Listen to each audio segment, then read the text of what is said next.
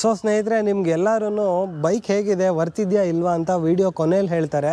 ನಾನು ಮೊದಲೇ ಹೇಳ್ತಾ ಇದ್ದೀನಿ, ನೀವೇನಾದರೂ ಅಫೋರ್ಡಬಲ್ ರೇಟಲ್ಲಿ ಒಂದು ಚೆನ್ನಾಗಿ ಆಫ್ ರೋಡು ಆನ್ ರೋಡು ಎಲ್ಲ ಎಂಜಾಯ್ ಮಾಡಬೇಕು, ಬೈಕಿಂಗ್ ಫೀಲ್ಡ್ಗೆ ಎಂಟ್ರಿ ಆಗಬೇಕು, ಎಂಟ್ರಿ ಲೆವೆಲಲ್ಲಿ ನಾನು ಮಜಾ ಮಾಡಬೇಕು ಅಂತ ಹೇಳಿದ್ರೆ Xpulse 4V ಬಂದು ನಿಮಗೆ ಹೇಳಿ ಮಾಡಿಸಿದ ಗಾಡಿ.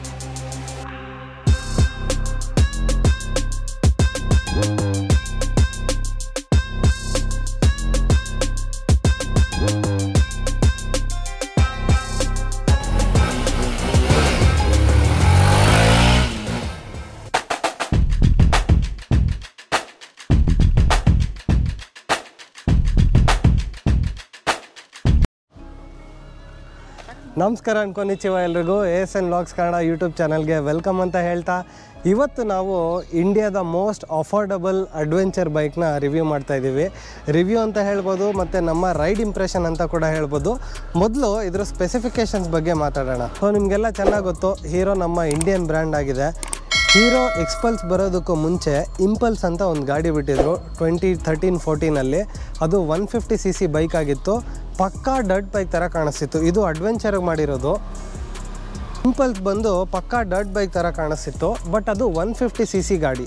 ಇದರ ದೊಡ್ಡಪ್ಪ ಅಂತಲೇ ಹೇಳ್ಬೋದು. ಆ 150cc ಗಾಡಿಗೆ ಪವರ್ ಸಾಕಾಗ್ತಿರಲಿಲ್ಲ.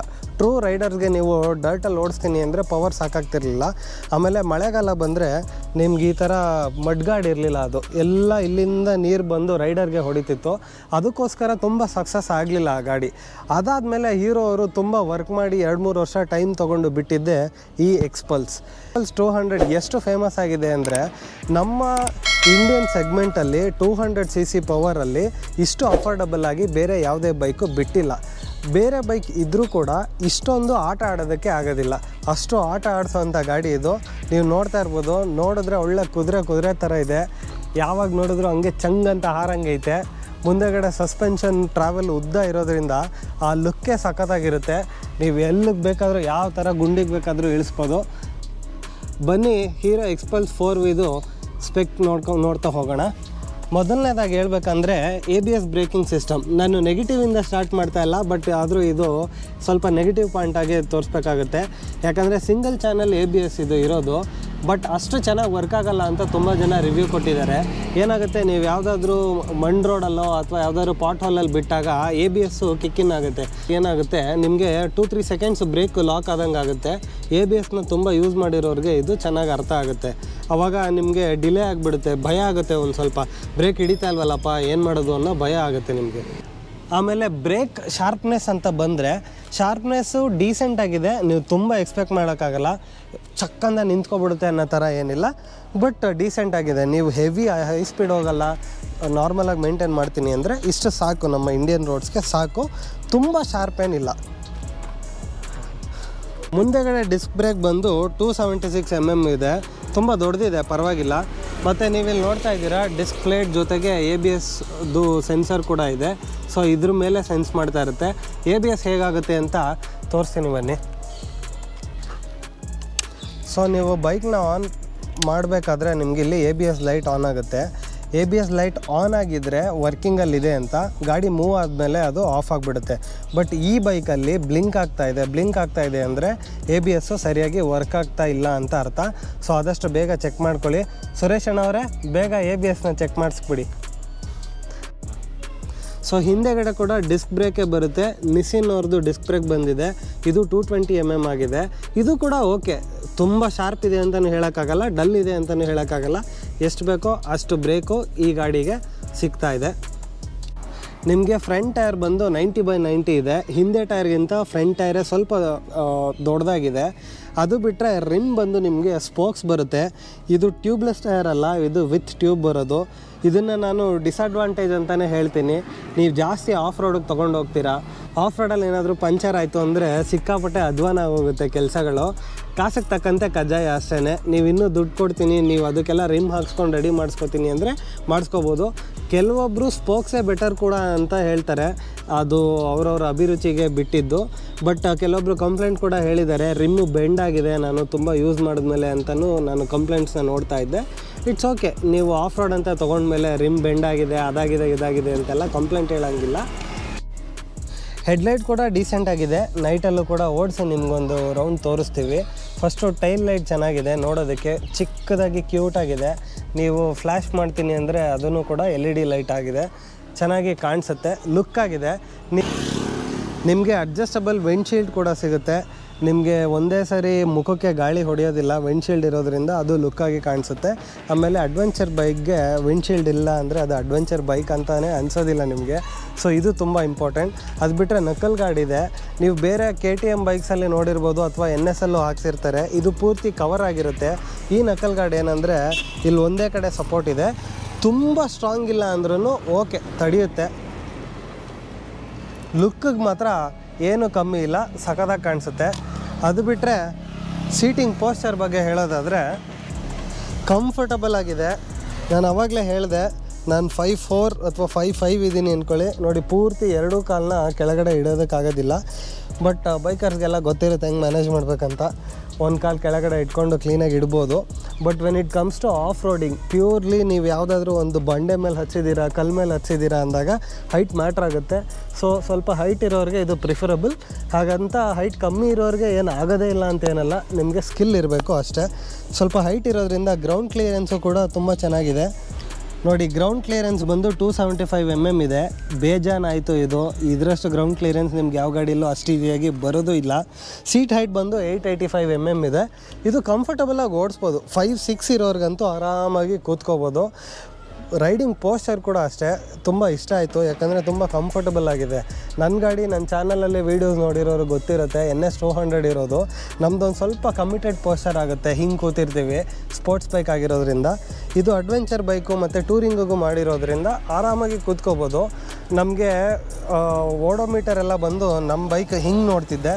ಸೊ ಇದೊಂದು ಸ್ವಲ್ಪ ಆರಾಮಾಗಿ ಮೇಲ್ಗಡೆ ಇದೆ ಅನ್ನೋ ಥರ ಕಾಣಿಸ್ತಿತ್ತು, ಅದು ಚೆನ್ನಾಗಿತ್ತು. ಮಿರರು ಓಕೆ, ತುಂಬ ಏನು ಕವರ್ ಮಾಡಲ್ಲ, ಬಟ್ ಡೀಸೆಂಟಾಗಿದೆ. ಮಿರರ್ ಕೂಡ ಚೆನ್ನಾಗಿದೆ. ನಿಮ್ಗೆ ಬೇಕಂದರೆ ಕೆಲವ್ರು ನೋಡಿದ್ದೀನಿ KTMದು ಮಿರರ್ ಎಲ್ಲ ಹಾಕೋತಾರೆ, ನಿಮ್ಗೆ ಬೇಕಂದರೆ ಆಲ್ಟ್ರೇಷನ್ ಮಾಡ್ಕೋಬೋದು. ಸೊ ಇನ್ನು ಕ್ಲಸ್ಟರ್ ಬಗ್ಗೆ ಹೇಳಬೇಕು ಅಂದರೆ ನಿಮಗೆ RPM ಮೀಟ್ರ್ ತೋರಿಸುತ್ತೆ, ಸ್ಪೀಡೋಮೀಟ್ರ್ ತೋರಿಸುತ್ತೆ, ಟೈಮ್ ತೋರಿಸುತ್ತೆ, ವಿತ್ ಡೇಟ್ ಕೂಡ ನೀವು ನೋಡ್ಬೋದು. ಓಡೋಮೀಟರ್ ಇದೆ, 2 ಟ್ರಿಪ್ ಮೀಟರ್ ಇದೆ, ಟ್ರಿಪ್ 1 ಮತ್ತು ಟ್ರಿಪ್ 2 ಇದೆ. ಇದರಲ್ಲಿ ಇನ್ನೊಂದು ಸ್ಪೆಷಾಲಿಟಿ ಏನಪ್ಪ ಅಂದರೆ ನಿಮಗೆ ಮೈಲೇಜ್ ಎಷ್ಟು ಬರ್ತಾ ಇದೆ ಅಂತ ತೋರಿಸುತ್ತೆ. ಆ್ಯಾವ್ರೇಜ್ ಇವಾಗ ನೋಡ್ತಾ ಇದ್ದೀರಾ 32.1 ಕಿಲೋಮೀಟರ್ಸ್, 32 km/h ಅಂತ ತೋರಿಸ್ತಾ ಇದೆ. ಸೊ ಯೂಶ್ವಲಿ ನೀವು ಹೊರಗಡೆ ತೊಗೊಂಡೋದ್ರೆ 35 to 40 ತೆಗಿಬೋದು. ಸಿಟಿಯಲ್ಲಿ 30 to 35 ಮೈಲೇಜ್ನ ಆರಾಮಾಗಿ ತೆಗಿಬೋದು. ನೀವು ರ್ಯಾಶ್ ರೈಡ್ ಮಾಡಲಿಲ್ಲ ಅಂದರೆ ಆರಾಮಾಗಿ 30 to 35 ನೀವು ಸಿಟಿಯಲ್ಲೇ ತೆಗಿಬೋದು, which is very very decent. ಇವಾಗ ಇದು ಇನ್ನೊಂದು ಏನು ಹೇಳಬೇಕಂದ್ರೆ ಬ್ಲೂಟೂತ್ ಕೂಡ ಇದೆ. ನಿಮಗೆ ಮ್ಯಾಪ್ ಎಲ್ಲ ಬರೋದಿಲ್ಲ ಇಷ್ಟು ಕ್ಲಸ್ಟರಲ್ಲಿ, ಚಿಕ್ಕ ಕ್ಲಸ್ಟರಲ್ಲಿ. ಬಟ್ ಲೆಫ್ಟು ರೈಟು ಡೈರೆಕ್ಷನ್ಸು ಇನ್ನು 100 ಮೀಟರ್ಸ್ ಇದೆ, 50 ಮೀಟರ್ಸ್ ಇದೆ ಅನ್ನೋದನ್ನು ತೋರಿಸುತ್ತೆ. ಇವಾಗೆಲ್ಲ ಇದು ಕೂಡ ಕಾಮನ್, ಬೇಸಿಕ್ಕಾಗಿ ಮ್ಯಾಪ್ ತೋರಿಸೋದಕ್ಕೆ ಬ್ಲೂಟೂತ್ ಪೇರಿಂಗ್ ಇದೆ. ಸೊ ನಿಮಗೆ ಇಲ್ಲಿ ಈಕೋ ಮೋಡ್ ತೋರಿಸ್ತಾ ಇದೆ ಅಲ್ವಾ, ಇದು 58 km/h ಹೋದ್ಮೇಲೆ ದಾಟಿದ್ಮೇಲೆ ನಿಮ್ಗದು ಈಕೋ ಮೋಡ್ ಆಗಿರೋದಿಲ್ಲ, ಅದು ಪವರ್ ಮೋಡ್ ಆಗಿ ಕನ್ವರ್ಟ್ ಆಗುತ್ತೆ. ಅದ್ರ ಇಂಡಿಕೇಷನ್ ಅಷ್ಟೇ ಇದು. ನೆಕ್ಸ್ಟು ಮೈಲೇಜ್ ಬಗ್ಗೆ ಹೇಳಿದ್ವಿ. ಸಿಟಿಯಲ್ಲಿ ಇವಾಗ 32 km/h ಬರ್ತಾ ಇದೆ. ಫ್ಯೂಯಲ್ ಟ್ಯಾಂಕ್ ಕೆಪಾಸಿಟಿ ಎಷ್ಟಪ್ಪ ಅಂದರೆ 13 ಲೀಟರ್ಸ್ ಕೆಪಾಸಿಟಿ ಇದೆ, which is very good. 13 litres ಇದ್ಕೊಂಡು ನಿಮಗೆ 32 km ಬರ್ತಾ ಇದೆ ಮೈಲೇಜ್ ಅಂತ ಹೇಳಿದ್ರೆ ಆರಾಮಾಗಿ 350 km ಒಂದು ಸ್ಟ್ರೆಚ್ಚಲ್ಲಿ ಆರಾಮಾಗಿ ಹೋಗ್ಬೋದು ನೀವು. ಸೊ ನಿಮಗೆ ಕಿಲ್ಲರ್ ಸ್ವಿಚ್ ಕೂಡ ಸ್ವಲ್ಪ ಡಿಫ್ರೆಂಟ್ ಆಗಿದೆ. ನೀವಿಲ್ಲಿ ನೋಡ್ತಾ ಇದ್ದೀರಾ, ಇದು ಇಂಜಿನ್ ಆಫ್ ಆಗಿರುತ್ತೆ, ಇದು ಇಂಜಿನ್ ಆನ್ ಆಗಿದೆ, ಬಟ್ ಇನ್ನೂ ಬೈಕ್ ಸ್ಟಾರ್ಟ್ ಆಗಿಲ್ಲ. ನೀವು ಇದನ್ನು ಪ್ರೆಸ್ ಮಾಡಿ ಇಟ್ಕೊಂಡ್ರೆ ಬೈಕ್ ಸ್ಟಾರ್ಟ್ ಆಗುತ್ತೆ. ನಿಮಗೆ ಇನಿಷಿಯಲ್ RPM ಬಂದು 1200ಗೆ ಸೆಟ್ ಆಗಿದೆ. ಈಗಿನ ಗಾಡಿಗಳಿಗೆಲ್ಲ ಇಷ್ಟು ಬೇಕೇ ಬೇಕು. ಸೊ ಇನಿಷಿಯಲ್ RPM ಅಲ್ಲೇ ರೆಡಿ ಆಗಿಬಿಡುತ್ತೆ. ಗಾಡಿ ತುಂಬ ಲ್ಯಾಗ್ ಆಗ್ತಾ ಇದೆ ಪವರಲ್ಲಿ ಅನ್ನೋ ಥರ ನಿಮಗೇನು ಫೀಲಿಂಗ್ ಕೊಡೋದಿಲ್ಲ. ಅದು ಬಿಟ್ಟರೆ ಪವರ್ ಕೂಡ ಚೆನ್ನಾಗಿರುತ್ತೆ. ಇದು ಇಂಜಿನ್ ಸೌಂಡ್ ಕೂಡ ತುಂಬ ಚೆನ್ನಾಗಿದೆ. ನನ್ನ ಫ್ರೆಂಡ್ಸ್ ಇಬ್ಬರು ಈ ಸೌಂಡನ್ನ ಸ್ವಲ್ಪ ಆಲ್ಟ್ರ್ ಮಾಡಿದ್ದಾರೆ. ನೋಡೋದಕ್ಕೆ ಸ್ಟಾಕ್ ಆಗೇ ಕಾಣಿಸಿದ್ರು ಸೈಲೆನ್ಸರ್ ಸೌಂಡನ್ನ ಇನ್ನೂ ಚೆನ್ನಾಗಿ ಬರೋ ಥರ ಮಾಡ್ಬೋದು. ಆ ವಿಡಿಯೋನ ನಾನು ನನ್ನ ಫ್ರೆಂಡ್ ಹತ್ರ ಇಸ್ಕೊಂಡು ಹಾಕ್ತೀನಿ, ನೋಡ್ಕೊಂಬನ್ನಿ. ಸೊ ಇಷ್ಟೆಲ್ಲ ಹೇಳಾಯಿತು, ನಿಮಗೆ ಇಂಜಿನ್ ಬಗ್ಗೆ ಹೇಳಿಲ್ಲ ಅಂದರೆ ಮೋಸ ಆಗಿಬಿಡುತ್ತೆ. ಸೊ ಇದು 199cc ಪವರ್ಡ್ ಬೈಕ್. ಇದು ಏರ್ ಕೂಲ್ಡ್, ಇದರಲ್ಲಿ ಆಯಿಲ್ ಕೂಲಿಂಗ್ ಇಲ್ಲ. ನಮ್ಮ ಸ್ಪೋರ್ಟ್ಸ್ ಬೈಕ್ಗಳಲ್ಲಿ ಆಯಿಲ್ ಕೂಲಿಂಗ್ ಇರುತ್ತೆ ಬೇಗ ಕೂಲ್ ಆಗೋದಕ್ಕೆ. ಇದು ಏರ್ ಕೂಲ್ಡ್ ಇಂಜಿನ್ ಇದೆ. ಆಮೇಲೆ 19 bhp ಪವರ್ ಇದೆ. ಇದಕ್ಕೆ 17.5 Nm torque highest torque record ಆಗಿರೋದು. ಸೊ ಪವರ್ ಕೂಡ ಇನ್ನೊಂದು ಸ್ವಲ್ಪ ಬೇಕೇನೋ ಅಂತ ಅನಿಸುತ್ತೆ. ಬಟ್ ಅಗೇನ್ ನಾನು ಆಗಲೇ ಹೇಳ್ದಂಗೆ ಕಾಸಿಗೆ ತಕ್ಕಂತೆ ಕಜ್ಜಾಯ. ಈ ಪವರು ಇಷ್ಟಕ್ಕೆ ಸಾಕು, ನಾವು ಕೊಡ್ತಾ ಇರೋ ಪ್ರೈಸ್ಗೆ ಇದು ಒಳ್ಳೆ ಪವರ್ ಕೊಡೋ ಗಾಡಿ ಅಂತ ಹೇಳ್ಬೋದು. ಸೊ ಈ 199cc ಬೈಕ್ಗೆ ಇರೋದು ಫ್ಯೂಯಲ್ ಇಂಜೆಕ್ಟರ್. ಇಲ್ಲಿ ನೀವು ನೋಡ್ತಾ ಇರ್ಬೋದು ಪ್ರೋಗ್ರಾಮ್ ಫ್ಯೂಯಲ್ ಇಂಜೆಕ್ಷನ್ ಅಂತ ಬರೆದಿದ್ದಾರೆ. ಸೊ ಫ್ಯೂಯಲ್ ಇಂಜೆಕ್ಟರ್ ಹೇಗಪ್ಪ ಅಂದರೆ ನೀವು ಹೆಂಗೆ ಥ್ರಾಟಲ್ ಕೊಡ್ತೀರೋ ಅದ್ರ ಮೇಲೆ ಫ್ಯೂಯಲ್ ಸಪ್ಲೈನ ಮಾಡುತ್ತೆ. ನಿಮಗೆ ಮಿಕ್ಸ್ಚರ್ಗೆ ಕೂಡ ತುಂಬ ಚೆನ್ನಾಗಿ ಹೆಲ್ಪ್ ಆಗುತ್ತೆ. ಕಾರ್ಬೊರೇಟರ್ ಏನಾಗ್ತಿತ್ತು ಅಂದರೆ ಹೆಂಗೆ ಬೇಕೋ ಹಂಗೆ ಸುಮ್ಮನೆ ಒಂದು ಫ್ಲೋ ಇರೋದು ಯಾವಾಗಲೂ ಫ್ಯೂಯಲ್ದು. So FI is better than carburettor engine. ನಿಮಗೆ ಒಳ್ಳೆ ಮೈಲೇಜ್ ಕೊಡೋದು ಕೂಡ ಇದು ಹೆಲ್ಪ್ ಮಾಡುತ್ತೆ. ಅದಾದಮೇಲೆ ಇದ್ರ ಟಾಪ್ ಸ್ಪೀಡ್ ಅಂತ ಬಂದರೆ 135 to 140 ಸ್ಟ್ರೆಚ್ ಮಾಡ್ಬೋದು. ಅದ್ರ ಮೇಲೆ ಹೋಗೋದಕ್ಕೆ ಕಷ್ಟ, ಯಾಕಂದರೆ ನಿಮಗೆ 19 bhp ಪ್ರೊಡ್ಯೂಸ್ ಮಾಡೋದು ಇದು 8500 RPM ಅಲ್ಲಿ. ಸೊ 8500 RPMಗೆ ನೀವು ಲೆಕ್ಕ ಹಾಕ್ಕೊಂಡ್ರೆ ಹೋಗೋದು 135 to 140 ಅಷ್ಟೇ. ನೀವು 150 160 ಎಲ್ಲ ಎಕ್ಸ್ಪೆಕ್ಟ್ ಮಾಡೋದಕ್ಕಾಗೋದಿಲ್ಲ. ಇದು ಹೈವೇಗೆ ಮಾಡಿದ ಗಾಡಿ ಅಲ್ಲ, ಇದು ಏನೇ ಇದ್ರೂ ಆಫ್ ರೋಡಿಂಗಿಗೆ. ಟಾರ್ಕ್ ಚೆನ್ನಾಗಿದೆ, 17 ಟಾರ್ಕ್ ಇರೋದ್ರಿಂದ ಚೆನ್ನಾಗಿ ಪಿಕಪ್ ತೊಗೊಳುತ್ತೆ. ನಾನಿಲ್ಲಿ ಬರಬೇಕಾದ್ರೆ ಲೈಟಾಗಿ ಸ್ವಲ್ಪ ವೀಲಿ ಹೊಡಿಬೋದಾ ಅಂತ ಟೆಸ್ಟ್ ಮಾಡಿದೆ, ಅದನ್ನು ಸ್ವಲ್ಪ ರೆಸ್ಪಾನ್ಸ್ ಚೆನ್ನಾಗಿತ್ತು. ಗಾಡಿ ಒಂದು ಸ್ವಲ್ಪ ಲೈಟ್ ವೆಯ್ಟೇ ಇದೆ, ನಿಮಗೆ ಹೆವಿ ವೆಯ್ಟ್ ಇದೆ ಅನಿಸಲ್ಲ, ಟರ್ನ್ ಮಾಡೋದಕ್ಕೂ ಕಷ್ಟ ಇದೆ ಅಂತ ನಿಮ್ಗೆ ಯಾವತ್ತೂ ಅನಿಸಲ್ಲ. ಅದಾದಮೇಲೆ ಸೈಲೆನ್ಸರ್ ಇಲ್ಲಿದೆ, ಬಟ್ ನಿಮಗೆ ಗಾರ್ಡ್ ಇರೋದ್ರಿಂದ ನಿಮಗೇನು ಸುಡೋದಿಲ್ಲ. ಹಿಂದೆಗಡೆ ಪಿಲಿಯನ್ ಕೂತ್ಕೊಂಡ್ರೂ ಕೂಡ ನಿಮಗೇನು ಫೀಲ್ ಆಗೋದಿಲ್ಲ ನೋಡಿ, ಆರಾಮಾಗಿ ಪಾಸ್ ಆಗಿಬಿಡುತ್ತೆ. ಬಿಸಿ ಎಲ್ಲ ಏನು ತಟ್ಟೋದಿಲ್ಲ. ಸೊ ಅದು ವರಿ ಮಾಡೋ ಅಂಥ ವಿಷಯ ಏನಲ್ಲ ಅಂತ ಅನ್ಕೋತೀನಿ. ಸೀಟ್ ಕೂಡ ಕಂಫರ್ಟಬಲ್ ಆಗಿದೆ, ರೈಡರ್ಗಂತೂ ತುಂಬ ಕಂಫರ್ಟಬಲ್ ಆಗಿದೆ. ತುಂಬ ಹೈವೇಲಿ ಹೈ ಸ್ಪೀಡಿಂಗ್ ಹೋದಾಗ ಒಂದು ಸ್ವಲ್ಪ ಕಾಲು ಈ ಥರ ಗಾಳಿಗೆ ಹಿಂಗೆ ಆಚೆ ಬರ್ಬೋದು, ನನ್ನ ಅನಿಸಿಕೆ ಅಷ್ಟೇ ಇದು.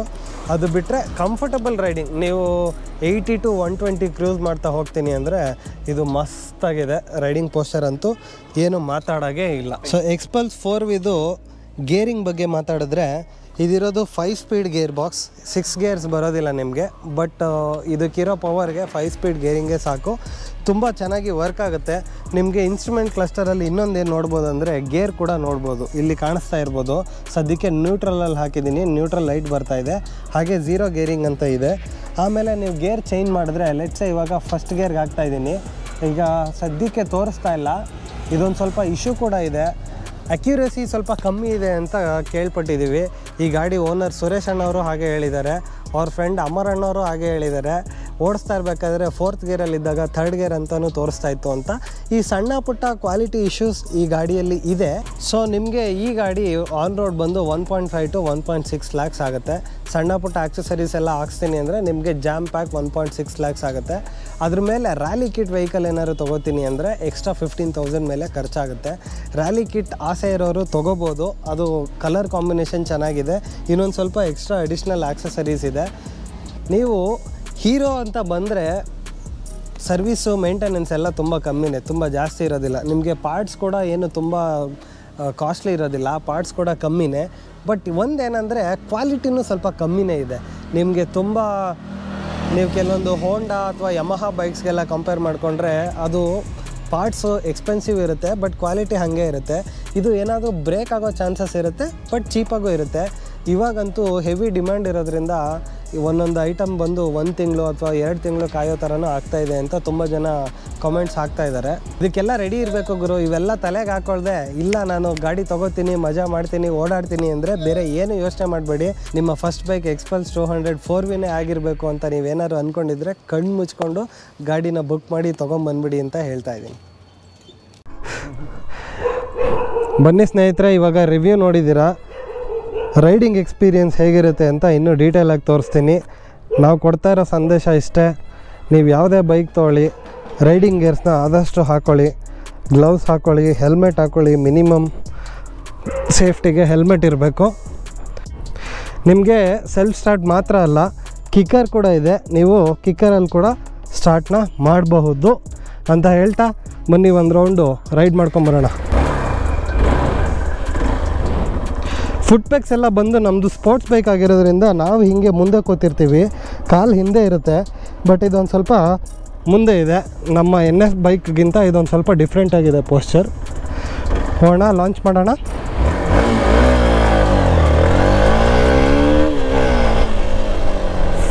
ಫಾರ್ಟಿ ತನಕ ಆರಾಮಾಗಿ ಹೋಯ್ತು ಸೆಕೆಂಡಲ್ಲೇ.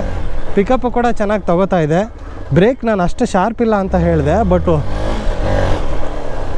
ಬಟ್ ಏನು ಆ ಥರ ಕಮ್ಮಿ ಇದೆ ಅಂತಲೂ ಅನಿಸ್ತಾ ಇಲ್ಲ. ಚೆನ್ನಾಗೇ ಇದೆ, ಚೆನ್ನಾಗಿ ಆಟ ಆಡ್ಬೋದು ಗುರು ಇದನ್ನು. ಟರ್ನಿಂಗ್ ರೇಡಿಯಸ್ ಕೂಡ ಚೆನ್ನಾಗೇ ಇದೆ.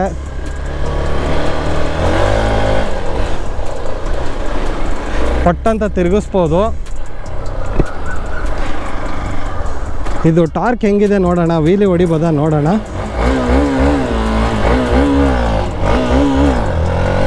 ಪರವಾಗಿಲ್ಲ, ವೀಲಿ ಬರುತ್ತೆ.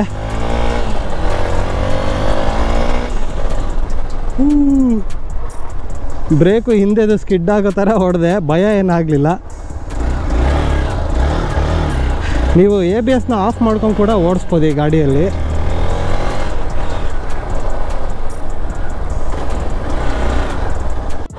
ಸೊ ನಿಮಗೆ ಸಸ್ಪೆನ್ಷನ್ ಬಗ್ಗೆ ಇನ್ನೂ ಕವರ್ ಮಾಡಿರಲಿಲ್ಲ.